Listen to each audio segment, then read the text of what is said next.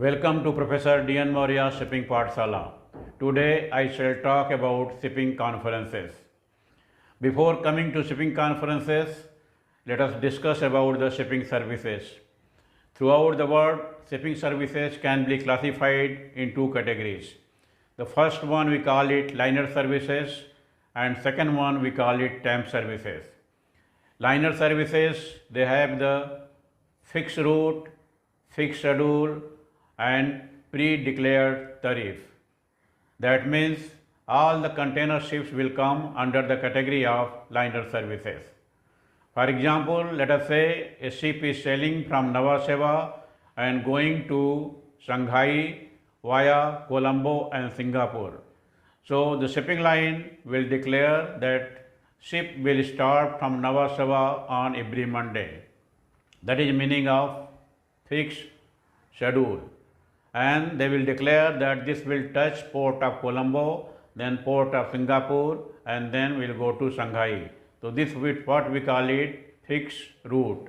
So fixed schedule and fixed route and pre-declared tariff. Liners will declare in advance the tariff, that is the freight to be charged to the shipper. They will say, for example, let us say hypothetical example, from Nhava Sheva to Colombo, let us say $200 per 20 feet container. Then from Nhava Sheva to Singapore, let us say $250. And Nhava Sheva to Shanghai, let us say $400 per 20 feet container. So this is the pre-declared tariff. In case of change in tariff, this has to be declared in advance to the customers, to the shippers and to the exporter. So liner services, three basic qualities, three main features: fixed route, fixed schedule and pre-declared tariff. The second service we call it tramp services. Tramp service have got no fixed schedule, no fixed route and freight is negotiated on case-to-case basis. Let us say, for example, a ship is unloading at Haldia port. After unloading, the ship is ready for loading other cargo. So the shipper, exporter will talk to the ship owner, maybe sometime through the broker, ship broker, and negotiate the freight. Let us say they want to load the cargo on the ship and take it to port of Shanghai. So here they will negotiate. Let us say cargo is bulk cargo. So they will say, okay, I will be loading my cargo at Haldia port, 50,000 tons of cargo. Loading will start on so and so date and this will go to Shanghai. How much you will charge? So they will negotiate, they will decide, okay, let us say $20 per ton. That is the freight between Haldia to Shanghai.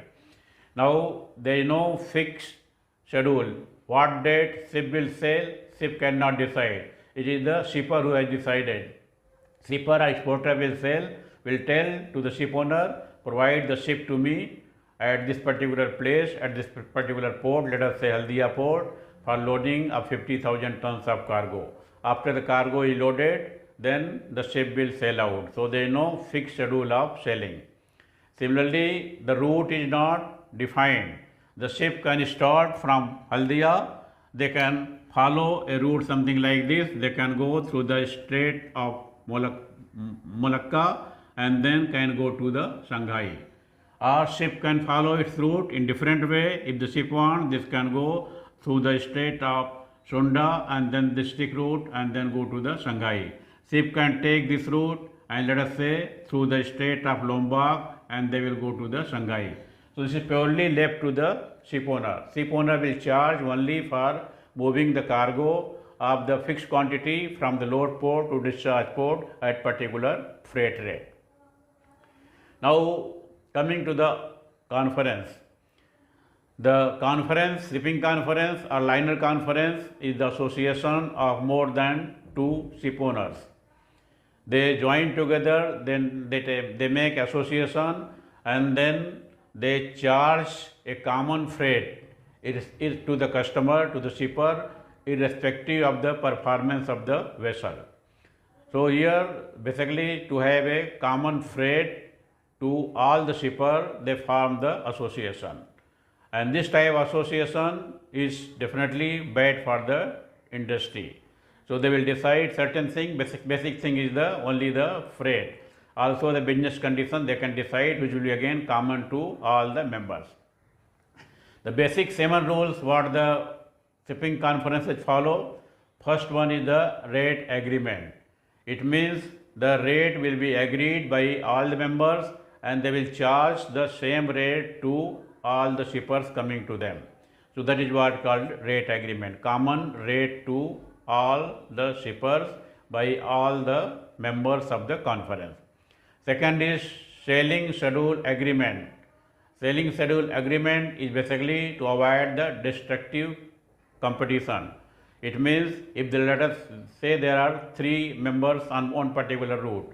So they will say my vessel will sail on this particular day, your vessel will sail on this particular day, and the vessel of the third member will sail on this day. Let us say one is sailing on Monday, second is on Wednesday, and third one is on Saturday. So this is the sailing schedule agreement. Members will not try to clash with other ones, so that everybody has the good quantity of cargo. That is the full capacity of the ship is loaded by having the sailing schedule agreement. Third one is pooling arrangement.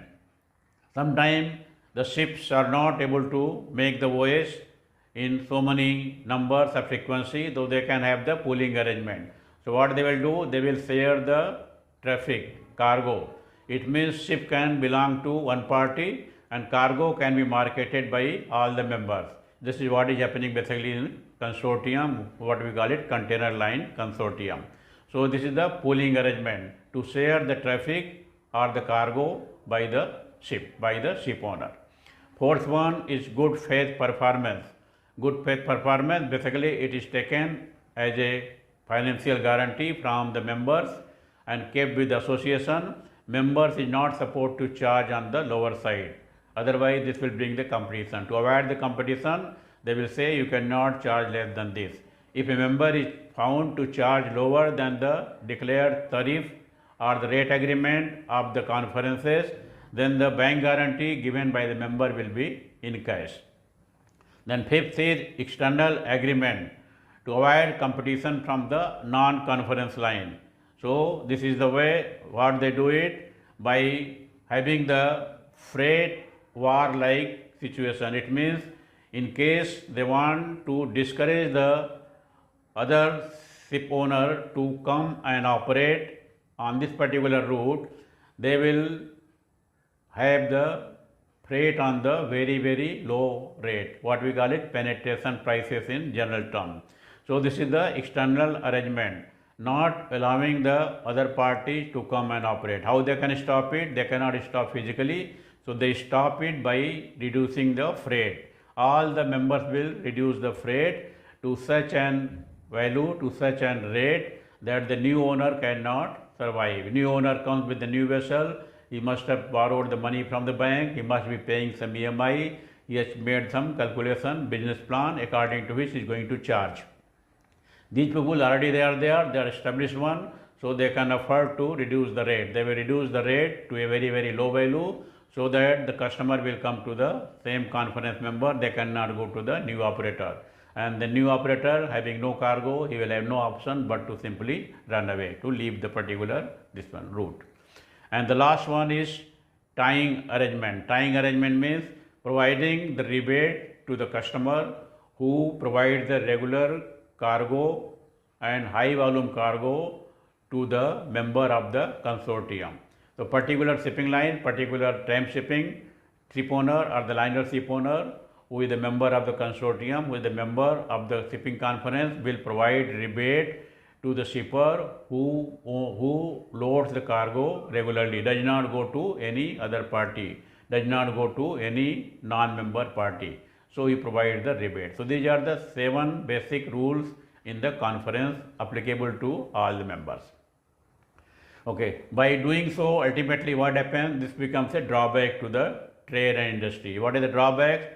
First drawback, stops new entrant. New ship owner cannot come in this particular business on the particular route. then destroys the competition. No competition, everybody is getting the same freight, whether you are performing good or bad. So this will destroy the entire competition. Then undue favor to the selected customer. If the consortium or if the conferences they want to show some undue favor to any selected customer, they can do it. He cannot complain because he has got no option. Only these people are operating on particular route. He cannot go to any third party. Then complete monopoly. This is the complete monopoly followed by the conferences, by the conference members on this particular route. So some of the example of the conferences which were running in the past, one was known as Carmoham Conference. Carmoham Conference, we call it IPBCC. India, Pakistan, Bangladesh, Ceylon Conference. So this was operating on this particular route, and 13 members in the beginning, shipowner, they started this particular conference. Other was ICC, Indian Coastal Conference. This was operating on the India coast, various ports on the Indian coast, west coast and east coast, and also from east coast to Andaman and Nicobar. But subsequent to enacting of Competition Act 2002 in India, this type of activities, that is creating monopoly and discouraging competition, is considered to be illegal. Therefore, conferences have now disappeared from India. The Chairman, Competition Commission of India, CCI, along with 6 members, is empowered to levy heavy penalties in case the act is violated. In view of this, ICC has now become ICSA, Indian Coastal Conference Shipping Association. This is represented by 70 members shipowners. Shipowners belong to coastal ships, river sea vessels registered under the Merchant Shipping Act 1958, as well as barges registered under the IB Act 1917. Now the new act is IB Act 2021. They represent the interest of the coastal shipping in the various forums like Ministry of Shipping, Director General of Shipping, Indian Register of Shipping, National Shipping Board, etc. for development of coastal shipping trade in India, and they are doing good job. With this, I finish today's topic, shipping conferences. Request those who have not subscribed to my channel, please subscribe it. See you in the next session. Till then, bye-bye.